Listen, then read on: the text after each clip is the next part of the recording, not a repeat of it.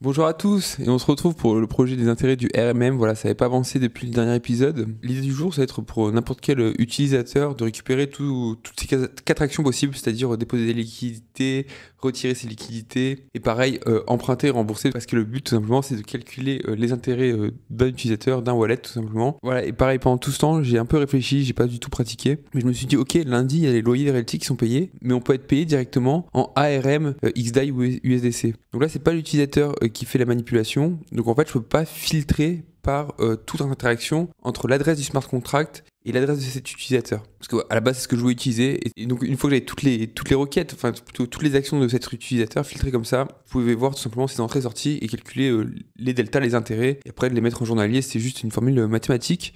Donc voilà, ça, je le mets en to-do. Je le regarderai cette semaine. On verra ça la semaine prochaine. Et pareil, ça a évolué. Je pense que je vais pas utiliser. Donc, j'arrive mieux à cerner qu'est-ce que le RPC, qu'est-ce que GraphQL ou les call API. Entre guillemets, le RPC, c'est pour faire des actions, tout simplement, sur la blockchain. C'est vous appelez directement un nœud de ma compréhension. Là où, par exemple, quand vous appelez l'API de Newsyscan, c'est tout simplement toute la base de données. Ou du moins, le livre ouvert, les logs, on verra ça plus tard, parce que, bon, bref, je vais pas tout vous spoiler. Voilà, parce que tout le monde utilise GraphQL, mais au final, je me dis que GraphQL, il traite les logs. Alors, qu'est-ce que les logs? On va voir ça tout de suite. Pour l'exercice du jour, j'ai pris le dernier utilisateur, voilà, qui a interagi avec le contrat du RMM. Et on se retrouve de suite sur Miniscan, comme ça on va parler un peu ABI, pareil c'est être un peu une récap, je pense qu'il va y avoir beaucoup de théories et on va aller directement à l'échec parce que je pense pas que j'aurai le temps de résoudre le souci. Alors l'ABI, qu'est-ce que c'est? Vous voyez que l'ABI en fait tout simplement c'est de la doc, comment les fonctions, comment les logs, parce que oui ça y est, je commence à voir la différence. Par exemple si je prends le cas d'emprunter. Donc on voit déjà qu'il y a une fonction, plutôt un événement qui s'appelle borrow de type event. Voilà, et on voit aussi que dans l'ABI il y a un autre nom borrow, mais là c'est un type fonction. Alors d'après mes recherches, on va aller voir ça, c'est tout simplement dans le code de Solidity, donc là c'est la sous-couche tout simplement des smart contracts, comment ils interagissent entre eux, entre guillemets, entre nœuds ou quoi, comment vous les appelez. Alors de souvenirs, pour les avoir, c'est dans... Oui ok, donc c'est le proxy, il faut aller voir entre guillemets le contrat, pour rappel, c'est un peu comme des pointeurs. Je veux dire, l'adresse que vous avez là, c'est la porte d'entrée et après vous êtes redirigé, un peu comme un renvoi d'appel. Je suppose que le code est là, contract... read contract. Voilà, et ça marche déjà pas après 1 ou 2 minutes. D'ailleurs, l'occasion pour moi de vous rappeler, si ce genre de contenu vous intéresse, vous plaît, n'hésitez pas à liker pour soutenir cette vidéo, pour agiter l'algorithme, mais surtout de vous abonner. Et pareil, au cours de la vidéo, vous pourrez mettre un petit commentaire si vous avez une question, je serais ravi tout simplement, de vous accompagner, de résoudre votre souci. Ok, on va faire autrement, on va utiliser Miniscan. D'ailleurs, j'ai Miniscan en local, je vous conseille vraiment de l'installer, c'est vraiment simple c'est un très bon outil, je trouve, pour se lancer dans le Web3 et en tout cas comprendre les interactions sans se balader sur Newsyscan. Vous avez vu que j'étais vite perdu. Alors le code, il est là, et si je fais un borrow, voilà, et j'ai trouvé borrow. Alors là, c'est l'événement qui n'est pas la fonction, et on le voit que c'est marqué là. Ils disent c'est émis quand on appelle borrow. Voilà, c'est parenthèse, c'est des fonctions généralement dans le code, ou du moins, ou plutôt c'est la norme. Ou quand flash loan est appelé. Pareil, quand je dis appeler, c'est-à-dire que quand la fonction, quand la fonction est appelée, c'est-à-dire, enfin plutôt quand le signal, quand le code, quand l'utilisateur appelle cette fonction. Donc là, vous appelez cette fonction et après ça appelle l'event. Donc ok, l'événement il est là et vous voyez que là vous avez les paramètres. Je vais pas tous les faire, de toute façon je les comprends pas tous. Réserve par exemple c'est l'adresse de l'actif sous-jacent qui est emprunté. Pareil, le code est hérité de AAV. Donc sur AV, par exemple, le Newsys, vous pouvez emprunter, je sais pas moi, des Ethers emballés, autres, n'importe quoi. Enfin, tout ce qui est listé plutôt. Et tandis que sur le RMM, vous pouvez emprunter que des liquidités, des stablecoins. Donc XDAI ou USDC, autant pour moi. Par exemple, là, je vois qu'il y a deux types de taux d'intérêt, mais bon, ce sera qu'un seul, vu que c'est des stables. On peut emprunter que des stables. Malheureusement, on dirait qu'il est... Alors quand vous avez external, c'est généralement dans le code, c'est-à-dire que c'est pas dans le même fichier ou dans la même librairie. Bah parfait. Je pense que là, c'est la vraie, entre guillemets. C'est juste qu'elle est invoquée en en-tête, c'est... Alors, je vais pas le définir là, mais je pense que c'est commencé. Tout simplement, vous devez mettre l'entête de la fonction, j'ai plus le nom. Pour lister toutes les fonctions, tout simplement, le processeur, quand il va compiler, il va savoir tout ce qui est possible. Après, certaines fonctions pour appeler d'autres fonctions. Alors, je vais pas rentrer dans les détails de la technique, parce que je la connais pas du tout en Solidity, mais je suppose que c'est comme on le sait. Ok, et donc là, on voit qu'il y a la fonction borrow, un actif, un amont, taux d'intérêt, referral call, juste parce que c'est on behalf of. Ça m'intéresse, je pense qu'on va le voir après. Public, virtual, override. Alors, je sais pas ce que c'est, mais borrow logique, ça a l'air d'être une machine à état. Peut-être qu'un jour, on verra les machines à état.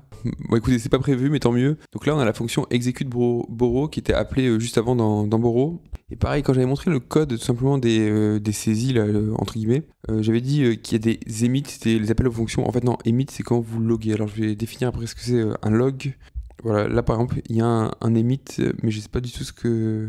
On dirait qu'il y en a qu'un en fait. Ok, donc je commence à comprendre le code, on voit qu'il y a, il y a un if, donc c'est du conditionnel, c'est quand votre code s'exécute. Donc généralement c'est part du plus haut au plus bas, entre guillemets, il n'y a pas de... On verra peut-être après, des fois il y a des go-to pour sauter des étapes ou autres, ou remonter précédemment. Mais généralement c'est comme une cascade, hein, c'est vous descendez le fil tout simplement. Et là on voit que ça arrive, et c'est un si conditionnel. Si c'est le premier emprunt, alors on appelle quelque chose de spécial. Et je pense que c'est ce qu'on avait vu dans un épisode précédent quand j'avais emprunté $1. Bah, au début j'avais une dette de 1, tout simplement. Ça met des pouces. Attendez. Ça marche pas. Une semaine ou deux après, quand j'avais réemprunté $1, c'était plus le même montant, c'était plus 1 pour 1 entre guillemets, c'était 1,01, je sais plus exactement. Du coup, j'en ai déduit que le RMM, quand vous décidez d'emprunter, ou du coup, ça va être la même chose quand vous fournissez des liquidités et que c'est la première fois, bah, ça va vous créer une note, tout simplement. Donc du coup, je sais pas encore si ça va être du cas par cas ou autre. Ah bah il est là le log en question, donc il est appelé à la fin de la fonction, et on voit que borrow, donc emit, ça va loguer des informations tout simplement dans la blockchain. Du coup, quelle est la différence entre fonction et event? Fonction, c'est vraiment, voilà, c'est quelque chose qui est défini, c'est une fonction au niveau informatique, c'est comme un labyrinthe, entre guillemets. Un petit labyrinthe, et quand vous vous appelez par exemple le labyrinthe 1, et ben ça rentre dans le chemin, il y a qu'une bille, des fois ça va à droite ou à gauche, quand par exemple c'est des si ou autre, et après ça en sort. Ou plutôt c'est un arbre à cascade, voilà, ça sera plus simple, c'est un arbre décisionnel. Le point d'entrée en haut, c'est le début de la fonction, et après il y a des sorties, elles peuvent être à différents moments. Mais donc du coup, là, ce que je vois, c'est qu'à la fin de la fonction, ça imprime des logs, et donc la fonction, elle va vraiment définir la blockchain, tout modifier la blockchain, dans le sens où elle va par exemple faire des actions entre wallets, et les logs, en fait, tout simplement, c'est un récap de ce qui s'est passé. Là, comme je le vois, apparemment, il n'y a qu'un seul niveau de log, donc c'est juste une trace. Quand une asso, une entreprise, un législateur, n'importe quoi, fait une action dans son entreprise, bah, généralement après c'est publié au journal officiel ou autre. Je sais pas s'il était clair. Donc en fait, par exemple, un législateur, il va modifier la loi, par exemple un député, ou un ministre ou autre, j'en sais rien, et que 2 ou 3 semaines après, ça va être publié au journal officiel. Voilà, c'est un peu la même chose, quoi. Vous modifiez, entre guillemets, les états sur un wallet ou autre, et après vous publiez sur la blockchain ce que vous avez fait, entre guillemets, au journal officiel. Voilà, il faut que j'écoute les logs, c'est-à-dire les events et pas la fonction, car j'aurai en fait tout simplement toutes les informations. Et voilà, et en fait bah là j'aurai l'actif, l'utilisateur. On-behalf, du coup c'est la réponse, je suppose, de comment se passent les run-day quand vous dites je veux que mes liquidités soient directement déposées sur le RMM. Quand vous êtes un simple utilisateur, voilà, vous avez 10 USDC, vous les déposez. En fait, user et on-behalf of, c'est la même valeur. Mais en fait, quand c'est realty, par exemple, ça sera param.user, c'est realty. Alors je suppose qu'ils ont des droits spéciaux ou autres. Ils vous déposent la liquidité comme ça parce que on behalf of, du coup, ça doit être l'adresse. Voilà, je rappelle que je suis toujours qu'un simple particulier, hein, je découvre par moi-même, par curiosité. Donc peut-être que j'ai faux, c'est à vous de faire vos propres recherches et si ça se trouve, tout ce que j'ai dit, on le verra à la fin, c'est faux. Du coup, si on va aller voir celui de Realty, ça doit être un emit supply, je suppose. Voilà. Dans la fonction execute supply, donc c'est là vraiment où les stablecoins, entre guillemets, les tokens sont échangés, on voit que ça fait directement des actions, quoi. Ça met à jour la réserve, je sais pas trop ce que c'est, reserve cash. Ouais, ok, j'ai compris. Donc en gros, quand par exemple vous mettre 10 USDC, ça les pousse dans la réserve et après ça met à jour les taux d'intérêt. Après, ça vous envoie le A-token adresse. On a vu que A-token c'était pour. En fait, c'est votre ticket dans le sens où vous avez déposé 10 USDC, mais en face on sait qu'il y a 10 USDC dans l'autre sens. Ça appelle un booléen is first supply, IA-token. Bon, alors ça, je sais pas du tout ce que c'est. Hein. Ok, donc on a pas mal de choses. Et du coup, je pense qu'il va falloir. Ok, donc on a pas mal de choses, on a les 4 actions. Je pense qu'il faut juste écouter ces 4 logs et vérifier en fait tout simplement on-behalf, off et le montant. Et pareil, je vais pas utiliser TheGraph pour 2 raisons. La première, c'est que pour moi, TheGraph, de ma compréhension, comme c'est de la donnée entre guillemets froide et pas chaude comme les RPC, pareil, les RPC, je vous ai pas tout montré quand j'ai fait ce petit outil pour scanner la blockchain. À la base, je scannais via RPC. Mais en fait, il y a des smart contracts qui n'avait pas d'événement ou autre. Et j'ai dû passer par Newsyscan, qui est lui vraiment le livre entre guillemets ouvert. Pareil, quand je dis Newsyscan, en fait, je m'exprime mal, c'est quand j'appelle l'API de Newsys. Autre point, c'est que TheGraph, c'est payant. Voilà, entre-temps, j'avais fait une vidéo où j'ai lancé mon nœud. Voilà, j'ai reboot plusieurs fois ma machine. Il n'y avait tout simplement pas de redémarrage automatique du nœud TheGraph, donc j'ai tout perdu. Enfin, en tout cas, j'ai pas écouté, j'ai pas enregistré les données. Bref, vous lancez un nœud TheGraph. Par exemple, je le lance aujourd'hui et j'aurai tous les événements a posteriori. Tous les événements précédents, je les ai pas. Il faudrait apparemment un nœud Gnosis ou un nœud d'archives, je sais pas trop. Ouais, je vous avoue que c'est un peu brouillon. De toute façon, le but de ces vidéos, c'est tout simplement vous montrer qu'à partir d'une feuille blanche, il y a juste des idées et de la volonté en tech, en informatique, appelez ça comme vous voulez, vous pouvez faire des trucs cool. Donc voilà, donc en gros, je sais que Gnosis a déjà toutes les infos. The Graph est payant. Et troisième point, c'est si ça ne marche pas, en fait, je vais vraiment voir la valeur ajoutée de The Graph. Parce que pareil, j'ai commencé à jouer un peu en amont. J'ai vu tout simplement que les données étaient en brut. C'est illisible.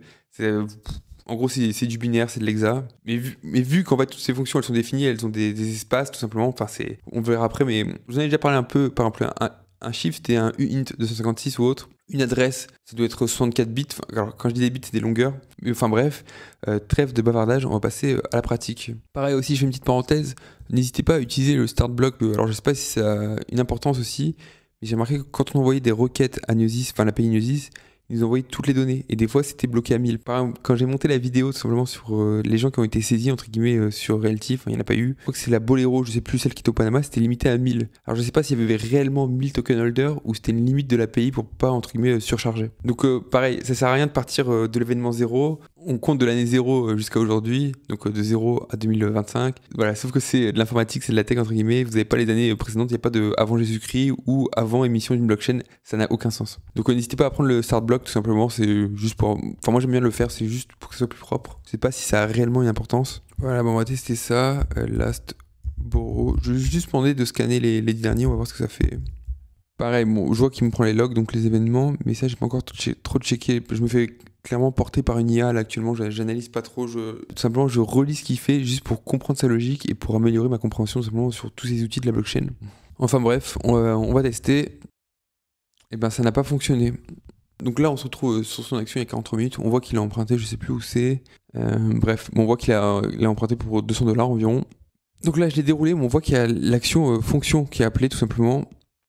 Voilà, et là vous avez vraiment les paramètres de la fonction A83, je sais plus ce que c'est, je pense pas que ce soit l'USDC. On va juste checker rapidement. Peut-être c'était les AUSDC ou quelque chose comme ça, les ARM USDC parce que ça me parle. On voit le montant BEBC20. Alors pareil, ça doit être... Alors déjà, je vais vérifier ça. Ça, c'est l'adresse de quoi? Parfait, c'est l'adresse de l'USDC, donc on le voit bien. Ensuite, ça doit être le montant. On se retrouve sur un convertisseur d'hexadécimal à décimal. Je vais expliquer ça rapidement.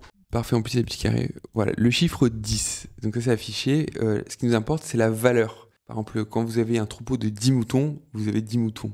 Parce que vous le voyez, vous n'avez pas besoin de l'écrire. Vous avez 10 girafes, vous avez 10 girafes. Quand vous voulez l'écrire, généralement, à la main, vous mettez comme ça, vous mettez 10. Par exemple, les Romains, eux, n'écrivaient pas en bas décimal. Par exemple, ils faisaient des lettres. Alors, j'ai pas le nom exact, mais par exemple, ils mettaient la lettre X. Au final, c'est juste une représentation visuelle, mais la valeur que vous avez en face, c'est bien 10 unités. Donc votre 10, en fait, c'est peut-être pas le meilleur exemple, je vais plutôt prendre 23, comme ça vous allez comprendre. En fait, 23, si vous l'écrivez, c'est 2 fois 10 puissance 1 plus 3 fois 10 puissance 0. Et même, vous pouvez aller plus loin, vous pouvez dire que c'est 0 fois 10 puissance 8, par exemple. Je dis n'importe quoi. Et au final, vous avez 23. Et après, vous avez plusieurs... donc vous avez par exemple le binaire, l'octal, l'hexadécimal. Pour ceux que je connais, peut-être qu'il y en a d'autres, c'est pas important. Il y a l'ASCII aussi, c'est vrai. Pourquoi on dit que c'est décimal? Tout simplement parce que ça va de 0 à 9, et il y en a 10, et du coup, c'est exactement les 10 possibilités, on les retrouve là, en fait, c'est en puissance 10. Et la puissance et l'hexadécimal, en fait, tout simplement, c'est que ça va de 0, pas à 9, il y a A, B, C, D, E, F. Si on reprend notre exemple, on n'est plus en base 10, on est en base 16, donc on a 16 puissance 1, plus, là c'est 16 puissance 0, et si je fais 10 puissance 8, on verra après. Donc ça on verra après, et tout simplement là les A, c'est juste si ça devait être une valeur, ce serait 10, 11, 12, 13, 14, 15. D'où en fait de 0 à 15, il y a 16 valeurs, donc les 16 puissance quelque chose. Donc je pense qu'en fait cet épisode va être très théorique, on va pas faire beaucoup de code. Au final c'est pas mal ça, on reprend les bases. Donc BEBC 200, ça c'est de l'hexa, et si je le convertis en décimal, ça fait un gros chiffre, voilà, ça fait un gros chiffre, ça fait 200, sachant qu'on n'oublie pas qu'on est en USDC, donc c'est 10 puissance 6, donc si j'enlève ça, c'est bien les 200 qu'on a là, qu'on retrouvait là. Les 199,98 c'est qu'il y a un petit dépeg, et après c'est l'USDC. Et on voit vraiment que c'est des actions dans le sens où on voit que il y a des from tout, donc c'est-à-dire que c'est une action depuis vers. Donc là on avait vu que l'adresse nulle c'est quand c'était émis tout simplement, au sens, alors je vais pas dire émis, quand c'est créé plutôt, sachant que aussi avec notre compréhension, on sait maintenant que c'est pas son premier emploi, il n'y a pas eu de if is first borrow ou autre. parce qu'il y a 202, quelque chose pour 200 $. Et du coup, je m'y perds. Ça c'est son adresse. Et ça doit être l'adresse de la pool, entre guillemets. Notre net transfert, c'est peut-être plus lisible. Vous voyez très bien, en fait, l'utilisateur reçoit son token de dette. L'utilisateur reçoit ses 200 USDC.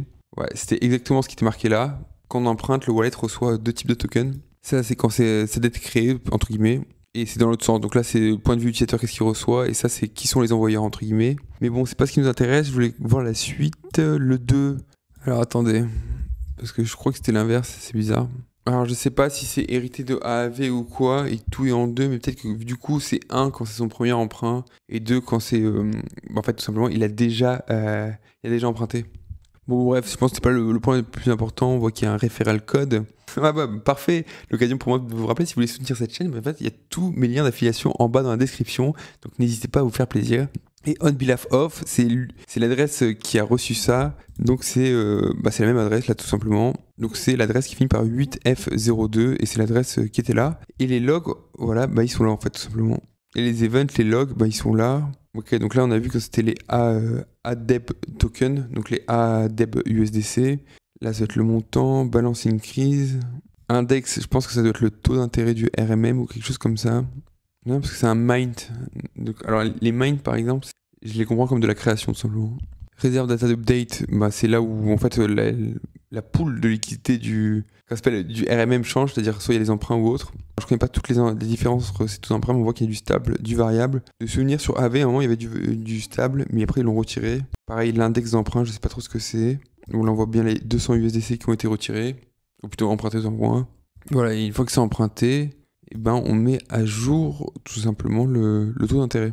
Donc si je vais sur le RMM, ça doit être ça environ. Parenthèse, parce que j'ai joué avec les onglets, j'ai complètement oublié, mais on voit que le BEBC 200, en fait, c'était les 200, il y a 9 digits, donc c'est les 200 millions qui représentent 200 USDC. Par exemple, pour les différents types de notation, vous avez du binaire, voilà, quand c'est des 1 ou des 0. Pareil, du coup, là, c'est en puissance 2, au lieu d'avoir des puissances 10 ou des puissances 16. Et là, vous avez le calcul en puissance 16. On voit que c'est bien que c'est 11 fois 16 puissance 6. Sachant que si A c'est 10, B c'est 11.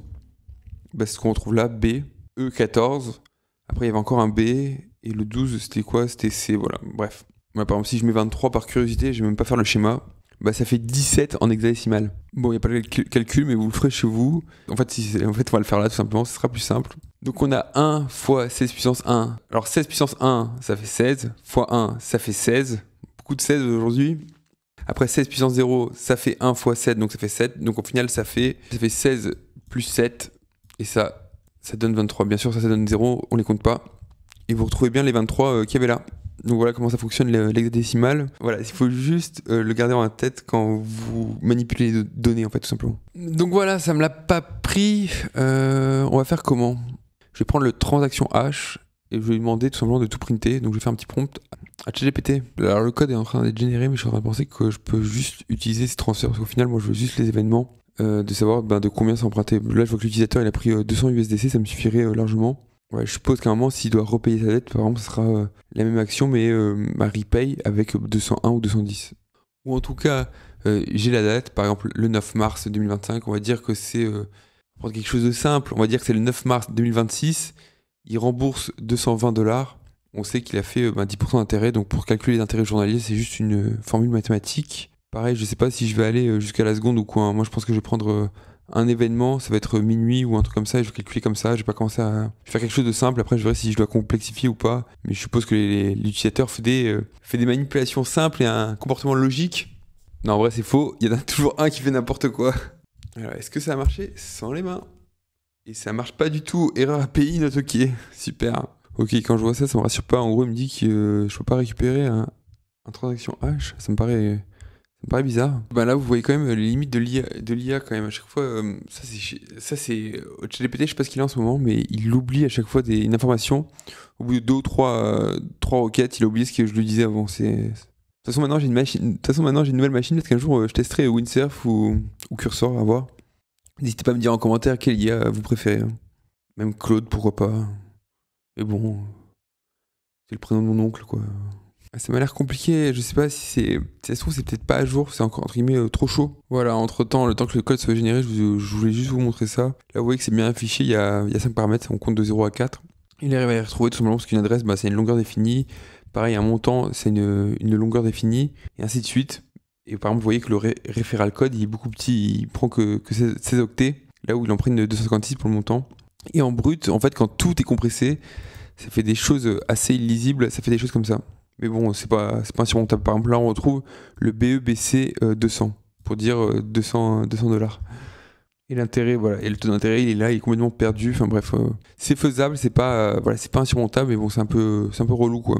Alors ça marche pas, c'est un call API vers Gnosis, je vais lui demander de passer par RPC. Alors pourquoi faire ça? Tout simplement parce que je suppose que dans la base de données, dans le livre, en fait, c'est pas encore traité. Peut-être c'est la théorie que j'ai, si ça se trouve, il y a un petit souci, temps de latence. Quand il se passe des choses dans l'effervescence, voilà, il faut que ça aille vite, on peut pas tout traiter, et après on traite 48 heures après, par exemple, les informations pour les mettre au propre. Ok, on va tester ce script, et si ça échoue, voilà, ce serait une vidéo de l'échec, mais au moins on aura avancé, on aura fait beaucoup de théories, certes, mais je sais ce que je dois récupérer, et maintenant, c'est juste à moi de trouver une solution.